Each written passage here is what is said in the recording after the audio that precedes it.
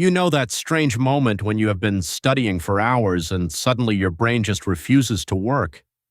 You read the same sentence again, then again, then again. The words are right there, but nothing enters your head. So you start thinking, maybe I am lazy. Maybe I have no discipline. Maybe I have no discipline. Maybe everyone else is just stronger than me. But what if that is not the real problem? What if your brain is not failing? What if it is just out of fuel? Here is the uncomfortable truth.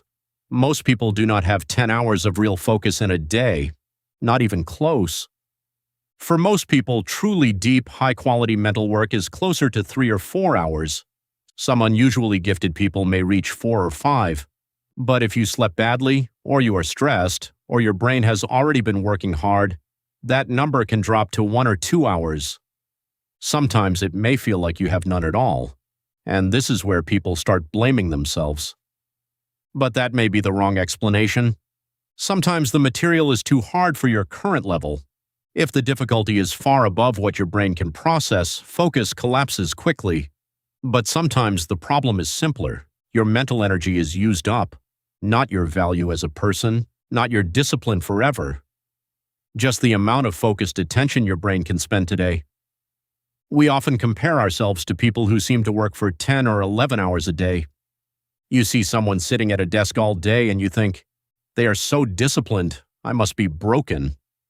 But sitting for 10 hours is not the same as focusing for 10 hours. Many people who appear to study all day may only have 3 or 4 real hours of deep focus inside that long block. The rest may be warm-up, rereading, checking messages, drifting, organizing, resting, or simply sitting there trying to continue. From the outside, it looks like 10 hours of work. From the inside, it may be 3 hours of real attention spread across the day. And this is not only true for students. Writers, musicians, designers, researchers, programmers, athletes, and creators all run into the same limit. The highest quality part of the day is usually short. A musician may practice for many hours, but the sharpest learning happens in a smaller window. An athlete may spend a whole day around training, but the truly focused technical work has a limit. A writer may sit at the desk all afternoon, but the best thinking may happen in only a few deep stretches.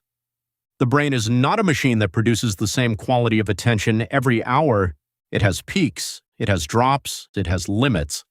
And when you ignore those limits, your work often becomes worse, not better. You spend more time but absorb less. You push harder but understand less. You stay longer but remember less.